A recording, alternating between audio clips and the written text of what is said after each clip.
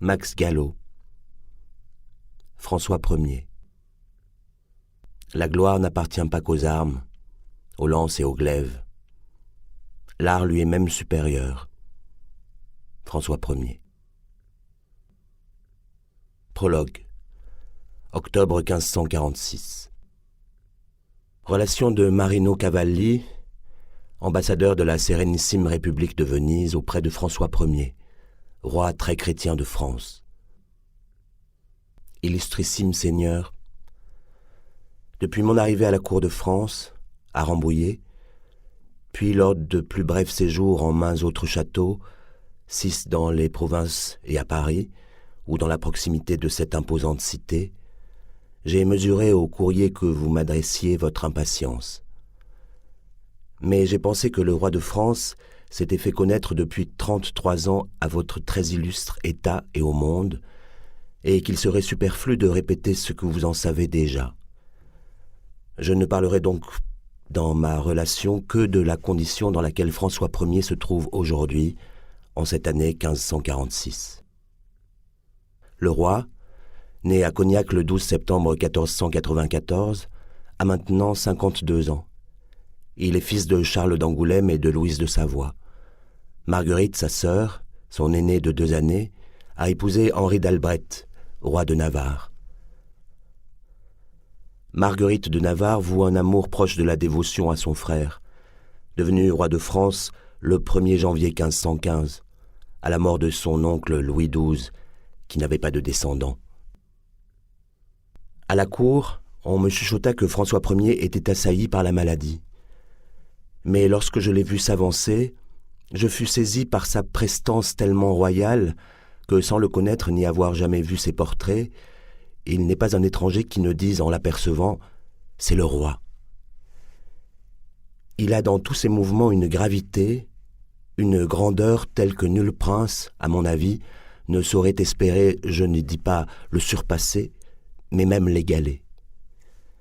Il est d'une excellente complexion, d'une constitution vigoureuse et gaillarde que n'ont ébranlé ni les soucis, ni les disgrâces, ni les fatigues qu'il n'a cessé d'endurer et qu'il endure encore dans tant de voyages et d'excursions à travers ses provinces.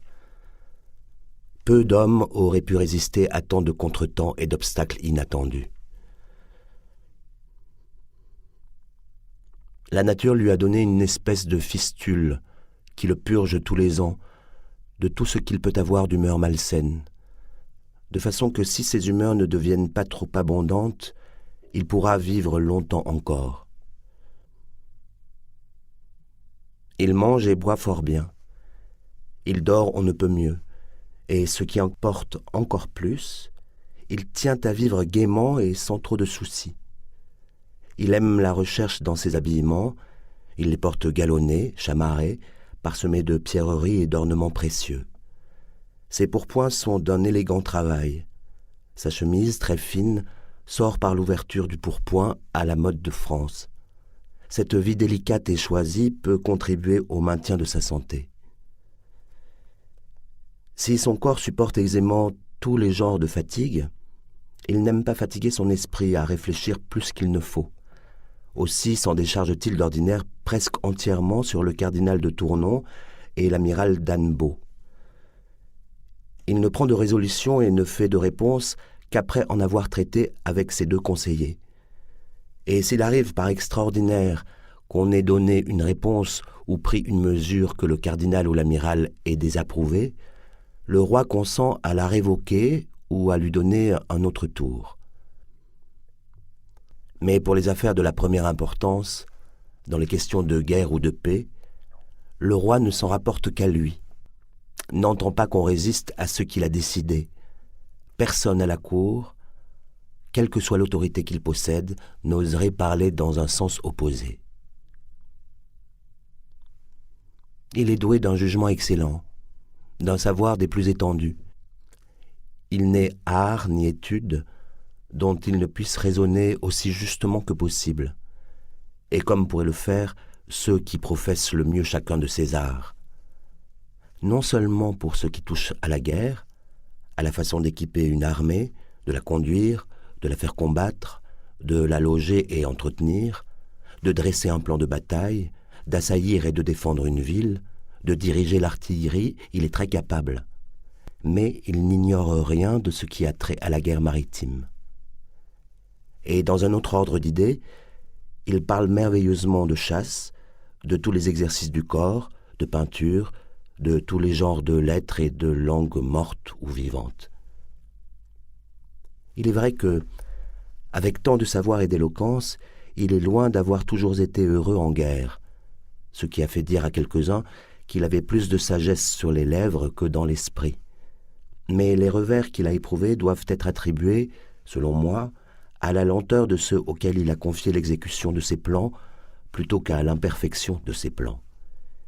Il suffisait dans sa pensée de bien faire ce dont il avait pris la charge, à lui d'ordonner et de disposer, aux autres de bien exécuter.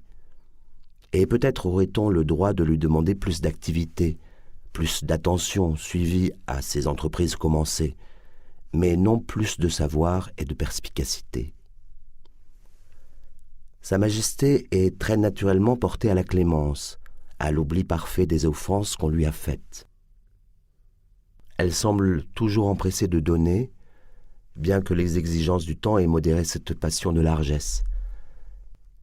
Mais elle n'a pu réduire sa façon de vivre et celle de la cour au-dessous de 300 000 écus, dont la reine emporte 70 000 au lieu de 90 000 les années précédentes. La Bretagne et le Dauphiné donnent 300 000 écus à Monsieur le Dauphin, qui suffisent pour son entretien, celui de la Dauphine, de leurs enfants et de leur maison. Les œuvres d'architecture exigent 100 000 écus. 8 palais des plus somptueux ont été jusqu'à présent élevés, d'autres sont en voie de construction. La vénerie, les chariots, les toiles, les chiens, les oiseaux de proie réclament pour le moins 50 000 écus, puis, en joyaux, la dépense est aux environs de 50 000 écus. En menus plaisirs, tels que banquets, mascarades et autres ébats, 50 000. Autant en draps, tapisseries, dont particuliers. L'entretien de sa maison, des gardes suisses, écossaises et françaises, est de plus de 200 000, sans compter les dames, auxquelles on donne en présent près de 300 000. Le tout répond annuellement pour la personne du roi, sa maison, celle de ses fils et de ses filles, à bien près de 1500 000 écus. Si vous voyiez la cour de France, vous ne vous étonneriez pas d'une telle dépense, car elle entretient ordinairement 6, 8 et jusqu'à 12 000 chevaux. Jeudi 31 mars 1547. Illustrissime Seigneur de notre sérénissime République de Venise. J'ai vu mourir le roi François Ier, dont il y a moins d'un an, en octobre 1546, je vous décrivais la prestance royale, l'excellente complexion, la constitution vigoureuse et gaillarde. Il succomba dans la nuit du jeudi 31 mars 1547. Tout au long de ce mois de mars, j'avais constaté que les forces du roi déclinaient. Il continuait de chasser en litière, mais chaque soir la fièvre l'empourprait. Et de jour en jour, ceux qui, comme moi, étaient autour de lui, le trouvèrent fort changé de complexion et de façon de faire. Il déclarait ne plus aspirer qu'au repos, alors qu'à la fin du mois de janvier, il chassait encore. Ses médecins constatèrent l'apparition d'un nouvel abcès, qu'ils décidèrent de percer. L'évêque de Mâcon, Pierre du Châtel, aumônier du roi, s'efforça de le réconforter. Le roi se confessa, entendit la messe, communia. Il tenta de se redresser et, en pleurant, il déclara qu'il regrettait ses péchés. Il parut revenir à la vie. On lui annonça que le roi Henri VIII d'Angleterre venait de mourir. François Ier ferma les yeux, cependant que le messager anglais lui rapportait les propos d'Henri VIII, qui rappelait au roi de France que les souverains eux-mêmes, pourtant élus de Dieu, n'échappent pas à la mort. Elle était dans cette chambre où l'on se pressait. Le roi demanda l'extrême-onction, puis il dit Je ne veux point partir de ce monde sans avoir tous les caractères et enseignes d'un chevalier sous l'étendard et conduite de Jésus-Christ. » Il y eut des cris dans une chambre voisine. On m'apprit le lendemain que la duchesse d'Étampes, aimée du roi depuis 20 ans, s'était jetée à terre, criant « Terre, engloutis-moi !» Elle venait d'apprendre que le roi était à l'agonie et qu'elle devait quitter le château de Rambouillet. Elle ne serait pas autorisée à veiller le roi, à assister à ses obsèques, puisqu'elle n'était qu'une favorite, même si une passion toujours vivante liait la duchesse et le roi. Mais selon l'étiquette, elle n'était qu'une favorite. À la mort du roi de France, les liens familiaux effaçaient tous les autres. J'ai découvert, au cours de ces heures, la foi du roi envers le Christ et son Église. Il dit au dauphin Henri : « Mon fils, faites-vous encore votre devoir ?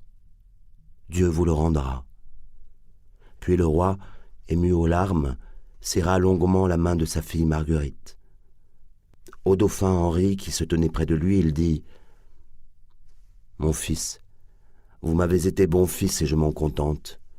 Je ne m'en irai point que je ne vous donne premièrement ma bénédiction. Il vous souviendra de moi.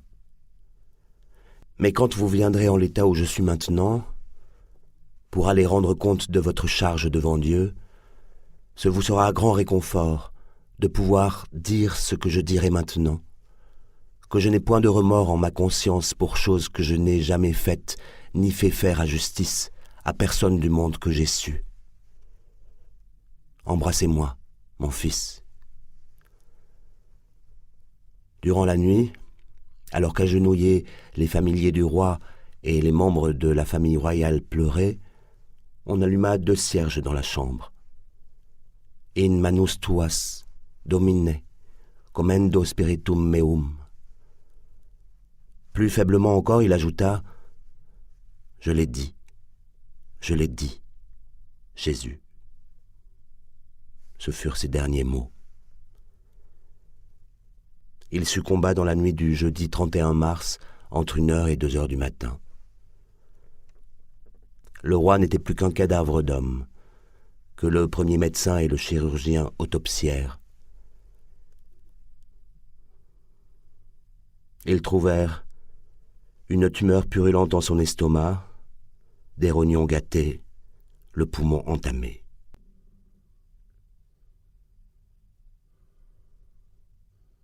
Illustrissime Seigneur, le roi François est mort.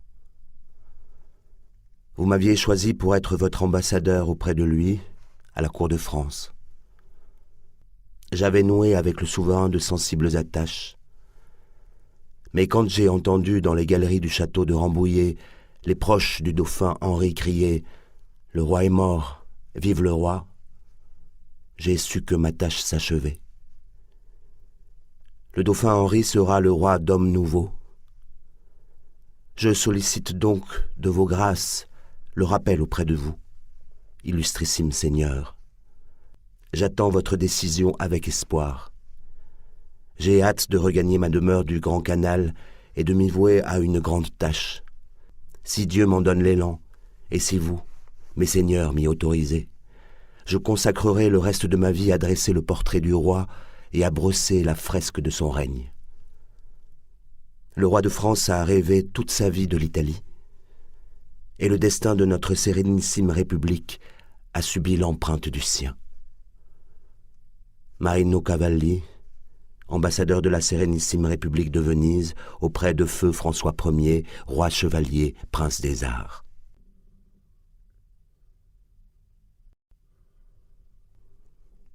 Première partie. 1494-1515. 1. Ce jeudi 31 mars 1547, on a placé autour du lit funèbre du roi de France 12 cierges. Le peintre François Clouet et son aide, qu'on a mandé chercher à Paris, s'affairent, penchés sur le corps déjà rigide du roi. Ils prennent le moulage du visage du défunt François. Ils mesurent son corps, afin de confectionner en bois l'effigie du souverain qui sera exposée à Saint-Cloud, dans la maison de l'évêque de Paris. On soulève le cadavre, le retourne, on le met sur le flanc. François Clouet le caresse comme pour s'imprégner des formes du souverain. Il s'attarde, serrant les mains de François Ier. Il faudra qu'on puisse se joindre les doigts comme si le roi priait ou tenait le sceptre et la main de la justice. 2 paires de mains, murmure Clouet. Peu à peu, la chambre se vide. La plupart des présents veulent aller au-devant du dauphin Henri, qui est déjà pour tous Henri II.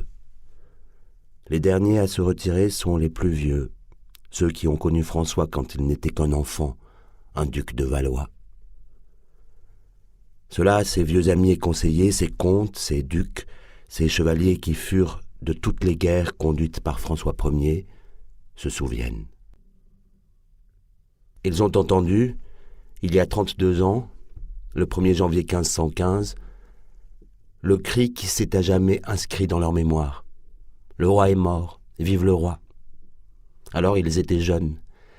Ils ne pouvaient dissimuler que la mort de Louis XII et l'ascension de François de Valois au trône leur apportaient la joie et le pouvoir, puisqu'ils étaient depuis l'enfance les compagnons de jeu, les amis de François de Valois, devenu ce 1er janvier 1515 François Ier. La mère de François était Louise de Savoie. Elle avait épousé en 1488 le comte Charles d'Angoulême.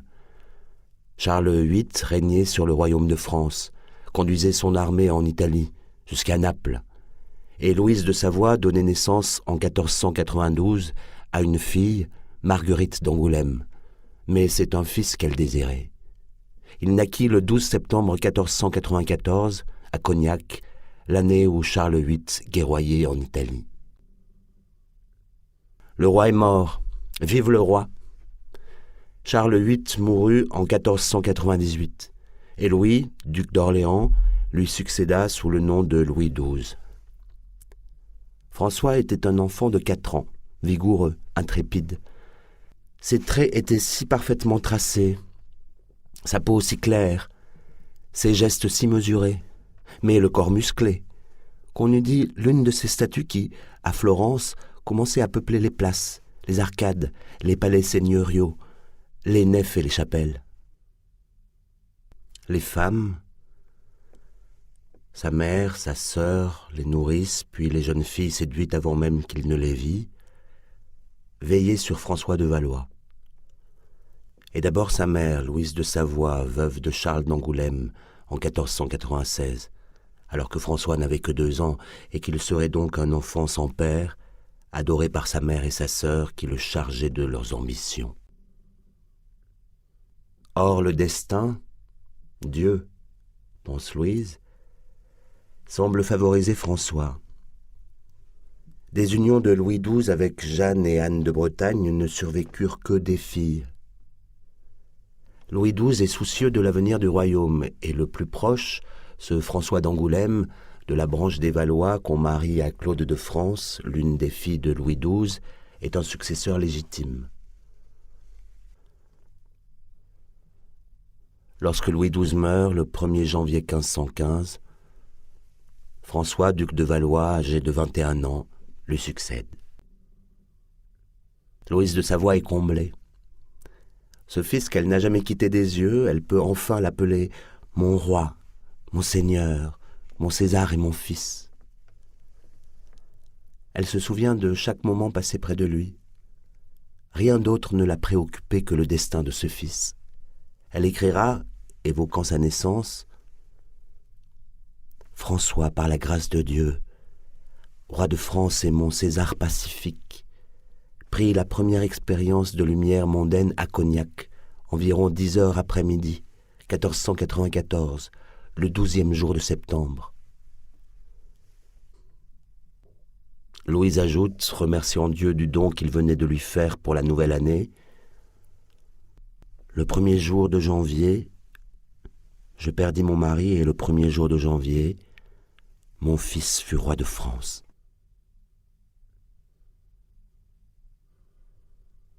2.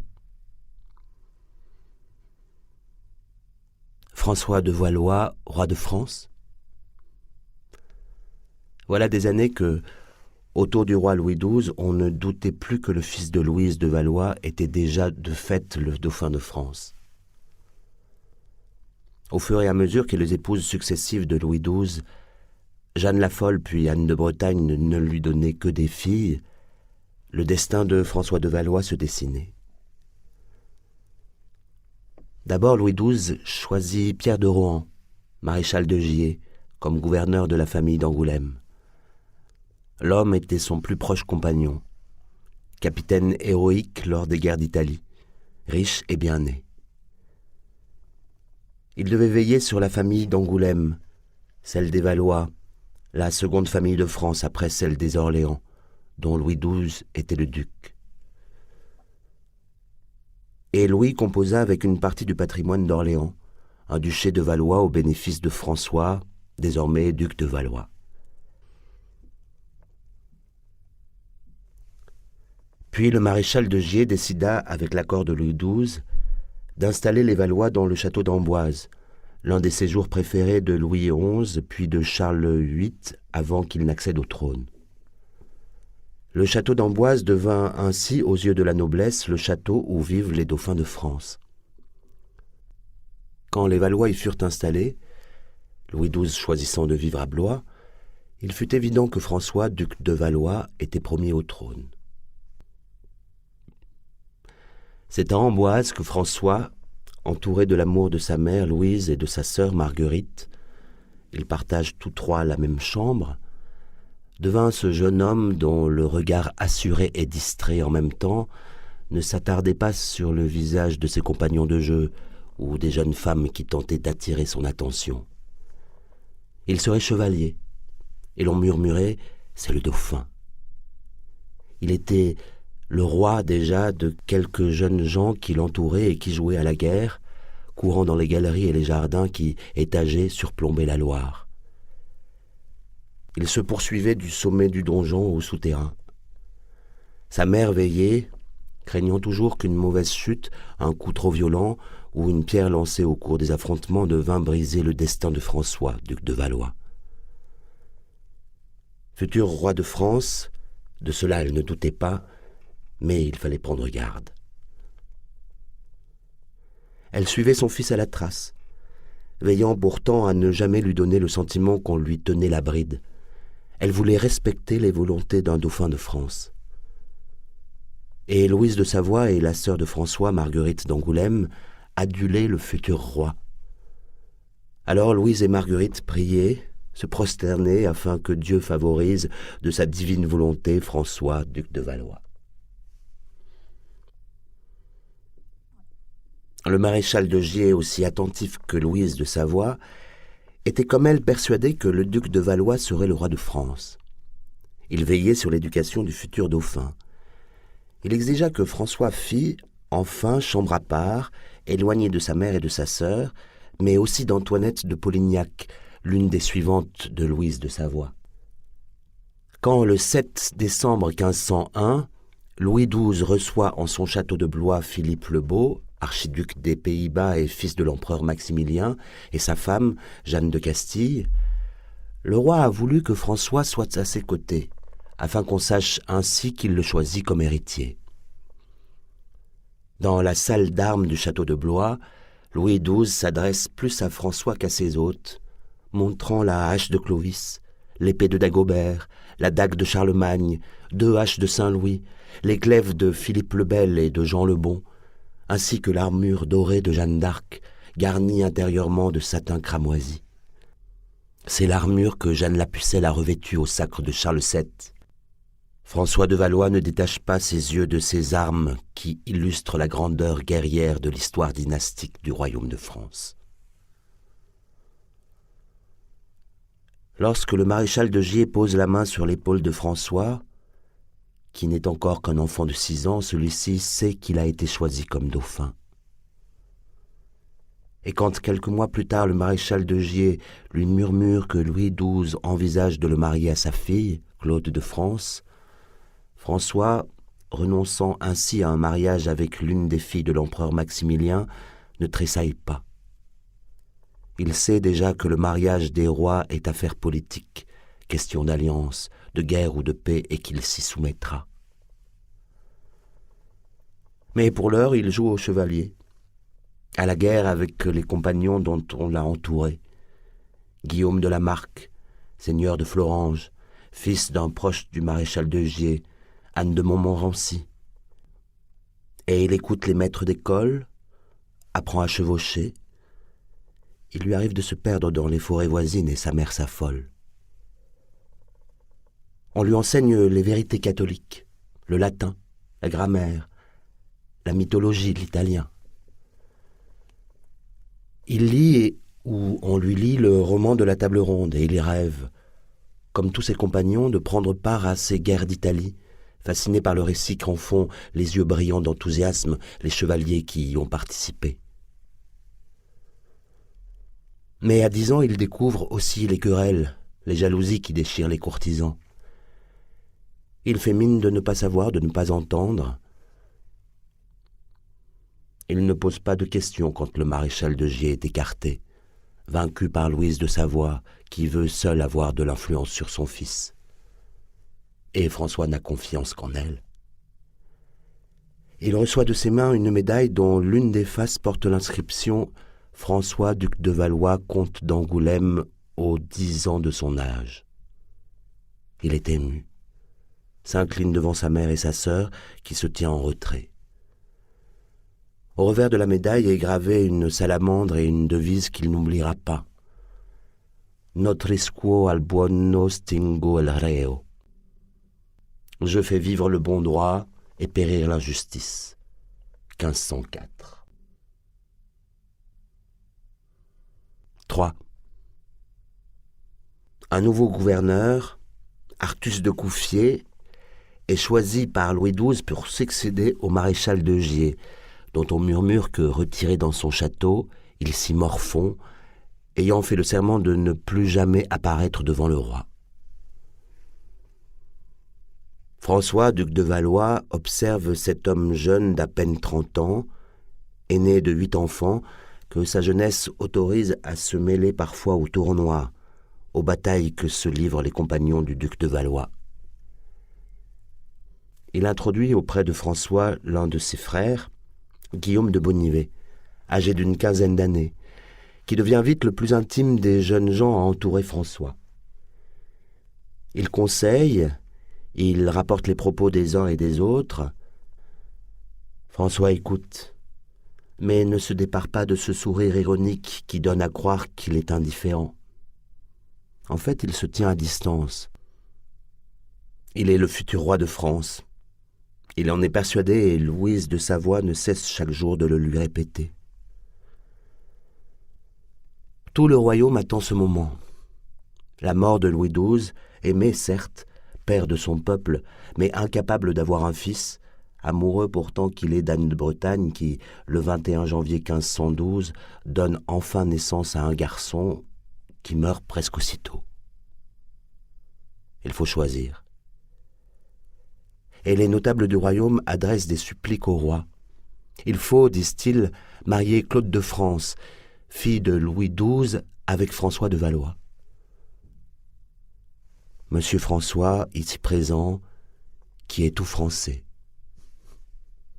Or, jadis, Louis XII a promis par traité le mariage de Claude de France et Charles de Habsbourg, fils de Philippe le Beau.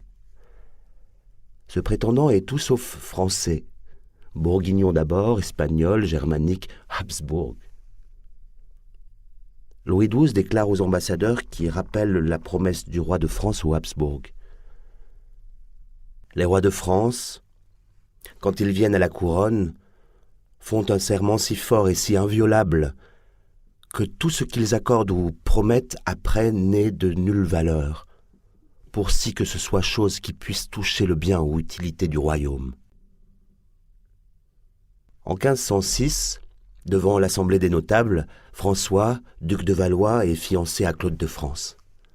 Quant à la reine, Anne de Bretagne, elle s'épuise en grossesse alors que son corps s'étiole et que le désespoir de ne pas avoir vu vivre un fils la ronge. Et pendant ce temps, François s'épanouit. Il mord dans la vie avec un appétit de jouissance. Les amours d'un jour, les courses nocturnes, les jeux de guerre, les tournois se succèdent.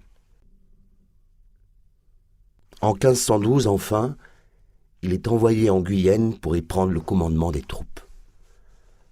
Louis XII a nommé le seigneur de Lautrec lieutenant général du roi afin de conseiller, de retenir, de contrôler le jeune duc des Valois.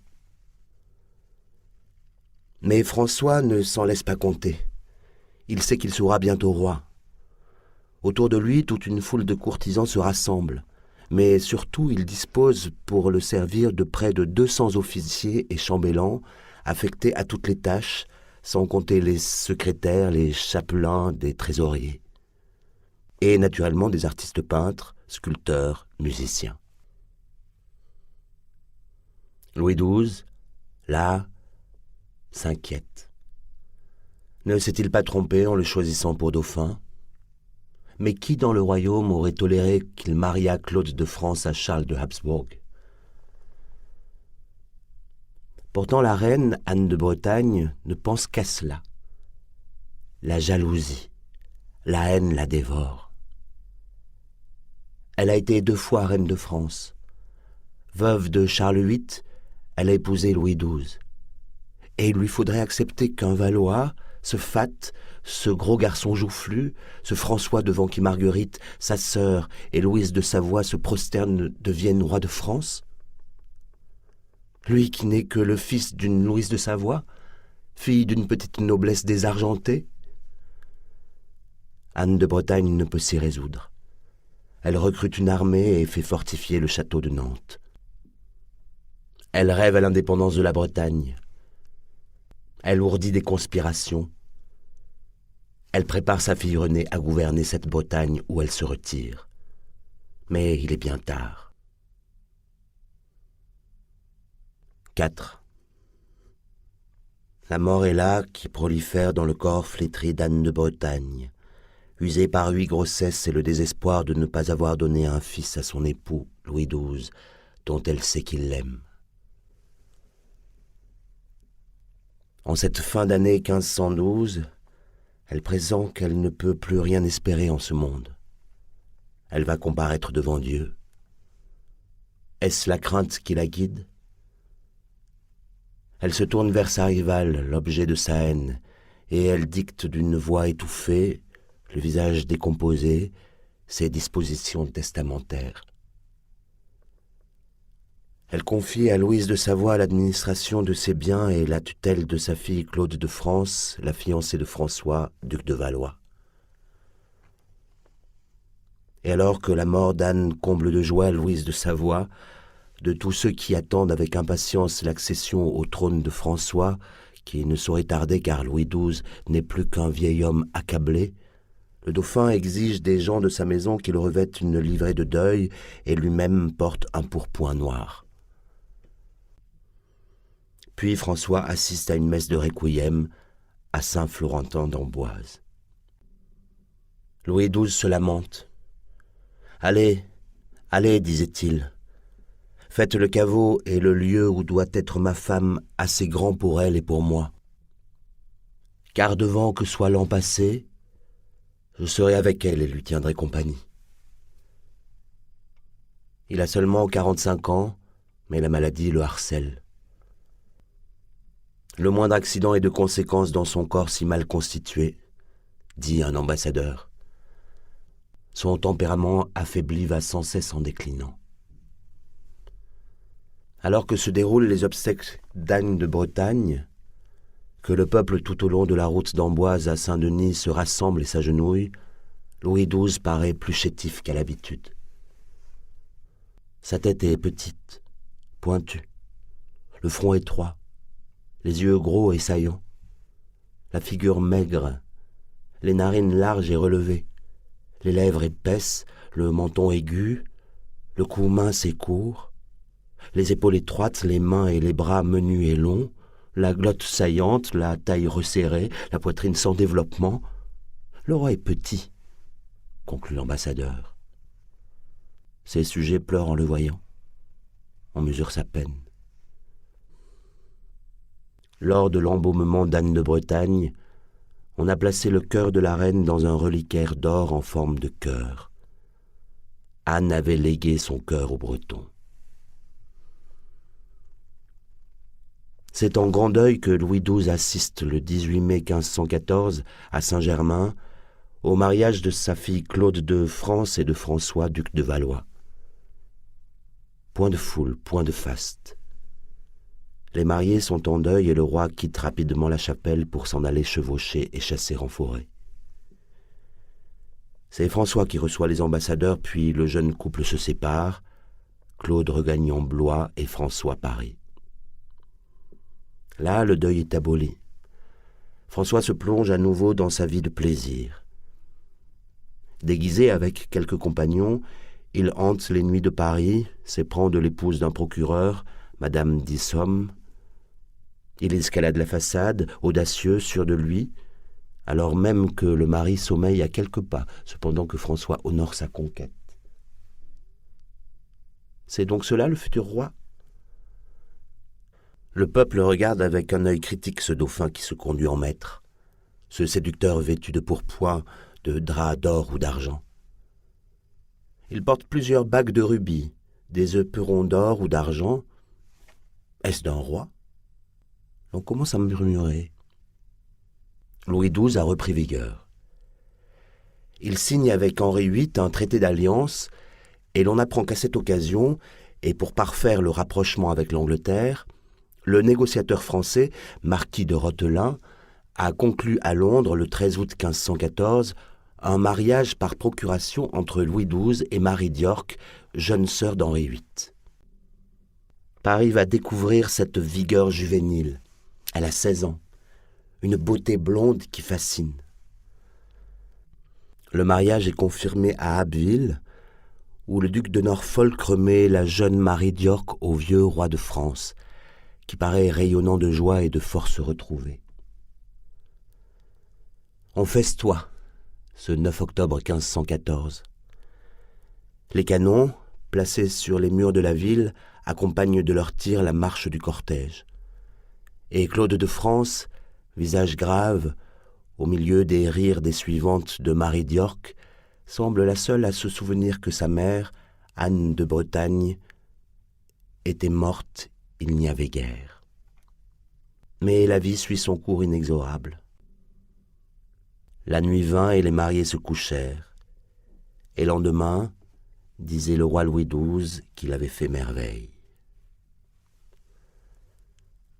Mais il s'épuise à tenter de suivre sa jeune et blonde reine, autour de laquelle rôdent les gentilshommes. François, duc de Valois, rend souvent visite à sa belle-mère. Ses compagnons le mettent en garde. Si cette belle-mère lui cédait, ce qui chaque jour paraît plus probable, elle pourrait donner naissance à ce fils qu'espérait Louis XII et qui deviendrait le dauphin, l'héritier. François, duc de Valois, se retire et exige que sa femme, Claude, et une suivante ne quittent pas la chambre de Marie, que l'on disait sensible au charme de François, mais aussi du duc de Norfolk. La menace est d'autant plus grande que Louis XII paraît épuisé. Il décide de loger aux Tournelles pour être plus proche de sa jeune épousée. Mais bientôt les forces lui manquent. Il ne quitte plus le lit. Dans la nuit du lundi 1er janvier 1515, alors qu'un orage violent se déchaîne sur Paris, Louis XII expire. Et sous les rafales, les compagnons de François, indifférents à la tempête, courent vers l'hôtel du duc de Valois en criant « Le roi est mort! Vive le roi !»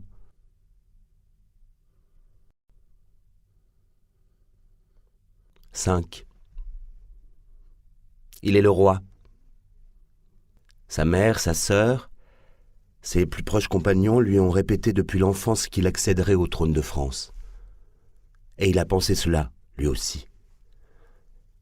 Il n'est donc pas surpris et cependant, depuis ce lundi 1er janvier 1515, il se sent différent et devant lui on s'incline plus vite, plus bas.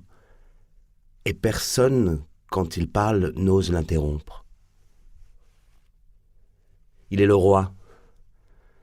Quand il entre le 25 janvier 1515, dans la cathédrale de Reims, qu'il s'avance seul vers l'autel. Des chambellans, des seigneurs, des évêques le suivent à plusieurs pas de distance. Il mesure qu'il n'appartient plus seulement à la noblesse du royaume. Il est le roi, et cela signifie qu'il n'y a personne entre lui et Dieu. Et le sacre, qui sera célébré demain, inscrit cette différence dans l'histoire des hommes et dans l'astre divin. Il est le roi. Il règne sur la France qui est la fille aînée de l'Église. Il est au-dessus de l'empereur Maximilien le Germanique. Il domine le roi Ferdinand le Catholique, l'Espagnol. Il est plus haut que le roi d'Angleterre Henri VIII. Même Léon X, le souverain pontife, s'incline devant lui. Mais François Ier sait qu'entre ses souverains et lui, la lutte sera sévère, parce que chacun d'eux voudra imposer sa majesté, sa grandeur aux autres. Je suis roi de France. Je n'accepterai d'aucun de ces monarques l'idée qu'ils pourraient être mes suzerains ou mes égaux. François Ier a appris que le 5 janvier, un jeune prince de 15 ans a été émancipé par l'empereur Maximilien du Saint-Empire romain germanique, et qu'il est ainsi devenu Charles de Habsbourg, Charles Quint. Et les ambassadeurs du prince demandent pour leur suzerain la main de Renée de France, fille de Louis XII et d'Anne de Bretagne. François Ier ne rejette pas cette alliance sans pour autant l'accepter. Je suis roi de France, mon seul guide, mon seul maître est notre Seigneur Jésus-Christ. Je le sers et partage son épreuve. Et le sacre confirme cela. Dans la cathédrale de Reims, François, revêtu d'une robe de damas blanc fourrée de martre, qui recouvre la chemise et la tunique de soie, les vêtements de sacre, a pris place dans le chœur, en face de l'archevêque de Reims. Celui-ci, en latin, demande à François Ier de prêter serment. « Sire, » commence l'archevêque d'une voix lente et grave, « nous vous demandons que vous conserviez à chacun de nous et aux églises à nous commises le privilège canonique et justice, et que à nous exhibiez et bailliez défense et protection, comme un roi doit en son règne à chacun évêque et à l'Église à lui commise. C'est au roi de parler, de prêter serment la main sur les évangiles. Il n'a aucune appréhension à devoir s'exprimer en latin, alors qu'il a suivi de façon distraite les leçons que ses maîtres lui prodiguaient. Les mots viennent avec assurance, sa main s'appuie sur les évangiles. Dieu le guide. Je promets au nom de Jésus-Christ au peuple chrétien, composé de mes sujets, les choses qui s'ensuivent.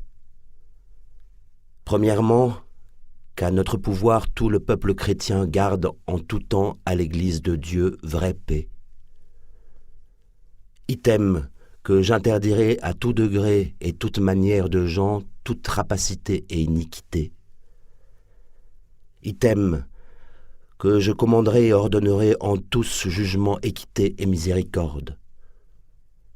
Item, que de ma bonne foi et de ma force et puissance, j'étudierai à exterminer et chasser de ma terre et juridiction à moi sujette tous les hérétiques qui seront dénotés et déclarés par l'Église.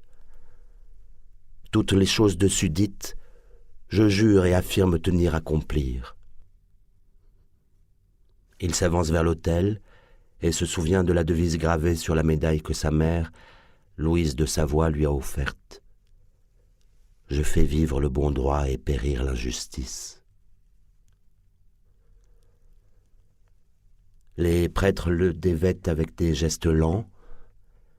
Il ne porte plus que sa chemise et sa longue cotte de soie.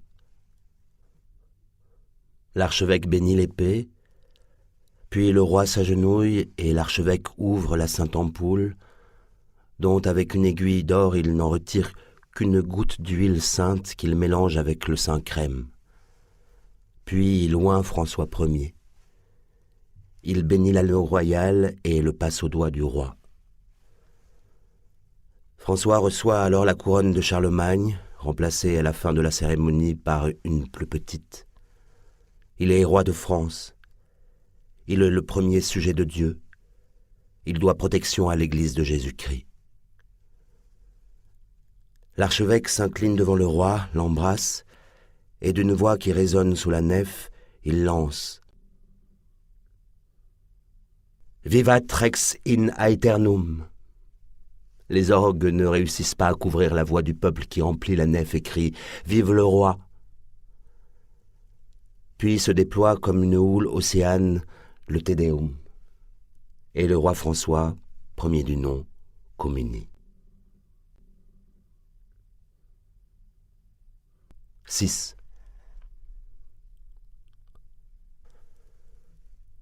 François Ier a quitté Reims et chevauche, à la tête du cortège royal, vers le monastère de Corbeny. Là, depuis le sacre de Louis X le Hutin, fils de Philippe le Bel, les rois de France, après les cérémonies du sacre de Reims, vont se recueillir sur les reliques de saint Marcoul. Ils reçoivent, en communiant devant la châsse, le pouvoir miraculeux de guérir les écrouelles, ces plaies qui rongent la peau du corps.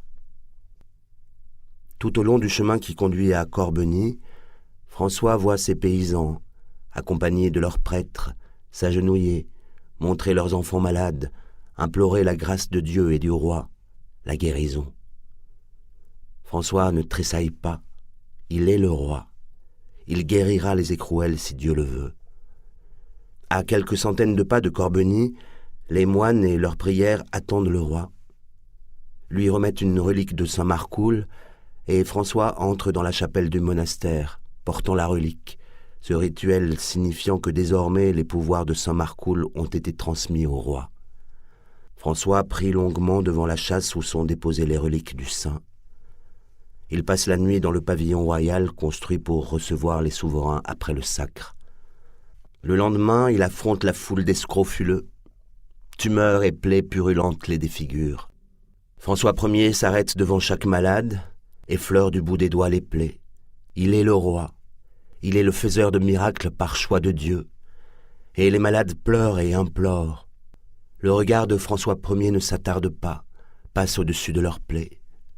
Le roi te touche et Dieu te guérit, répète François. Le roi reprend la route vers Compiègne et Saint-Denis. Tout en chevauchant, il appelle l'un ou l'autre de ses compagnons, de ses courtisans, barons, comtes, ducs, et il leur annonce qu'il les gratifie d'une terre, d'un office, d'un bénéfice. Lorsque, à sa demande, sa mère s'approche, les yeux brillants de joie, elle murmure au roi son fils. Pour ce qui advient, je suis bien tenu et obligé à la divine miséricorde qui m'a amplement récompensé. De toutes les adversités et inconvénients qui m'étaient parvenus en mes premiers ans et en la fleur de ma jeunesse. Humilité m'a tenu compagnie et patience ne m'a jamais abandonné. François l'a écouté. Il n'oublie rien de ce qu'elle a fait pour lui, de son attention permanente et, après l'avoir ainsi loué, il lui annonce que le comté d'Angoulême devient, par la volonté du roi, un duché. Celle que désormais on appelle Madame reçoit en outre des seigneuries, le duché d'Anjou, les comtés du Maine et de Beaufort. Elle devient ainsi l'une des nobles dames les plus fortunées du royaume. À Saint-Denis, le roi reçoit la couronne. Le voyage d'initiation, ce pèlerinage de la cathédrale de Reims au monastère de Corbeny, ces prières qu'il a prononcées devant la châsse de Saint-Marcoul ou devant cette statuette de la Vierge Noire, non loin de Corbeny, se terminent.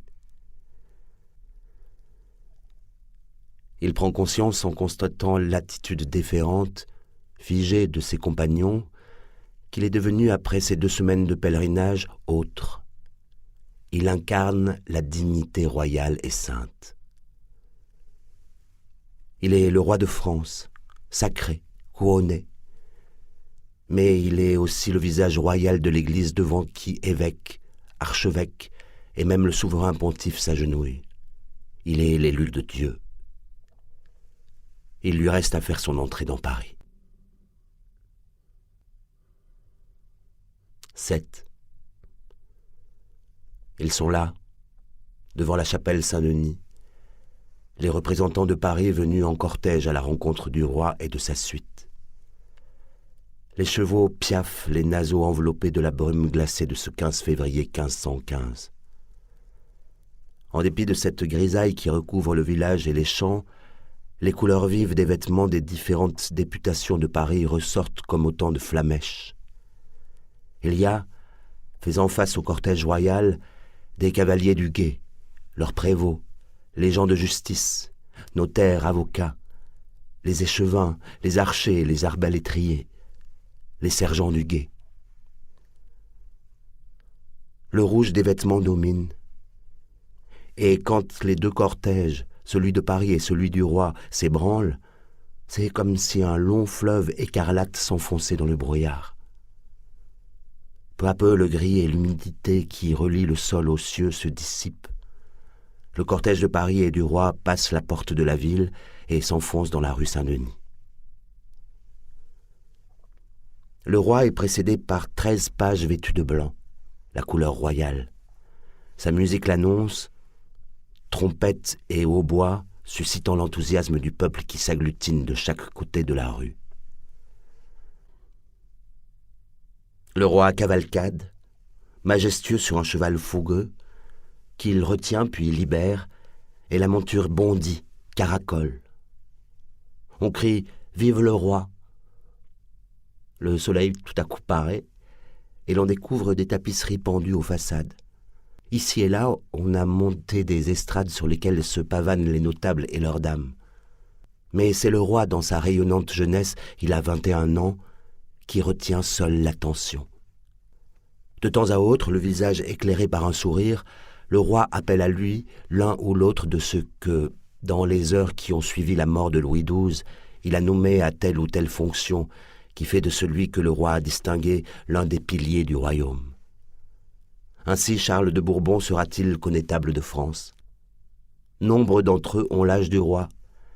Ils ont été ses compagnons de jeu, de chasse et de courses nocturnes. Puis le roi d'un signe convoque le héros d'armes Montjoie. Il lui donne l'ordre d'annoncer au peuple que les tournois, les jeux à l'épée, à la lance vont se succéder. Et le peuple acclame le héros chaque fois qu'il rappelle le calendrier des festivités qui se succéderont devant le logis des Tournelles et rue Saint-Antoine. Ainsi entre dans Paris le roi de France François, premier de ce nom à qui Dieu donne bonne et longue vie. Puis le roi, le soir, préside à la table de marbre en la grande salle Saint-Louis, un souper munificent qui termine cette journée, la plus fastueuse qui ait jamais eu lieu à l'occasion de l'entrée d'un roi de France dans Paris. Le dimanche 11 mars, les notables de Paris offrent au roi de France une statue de Saint François, son patron. La statue se dresse sur un piédestal à 4 piliers. Une salamandre couronnée complète ce monument. Le tout d'or, pesant 43 mars, 5 gros, touché et prisé par le maître de la monnaie, de bon or d'écu à 23 carats. Quelques semaines plus tard, à la fin du mois de mars 1515, l'université est enfin reçue par le roi. L'un des docteurs s'avance vers le souverain.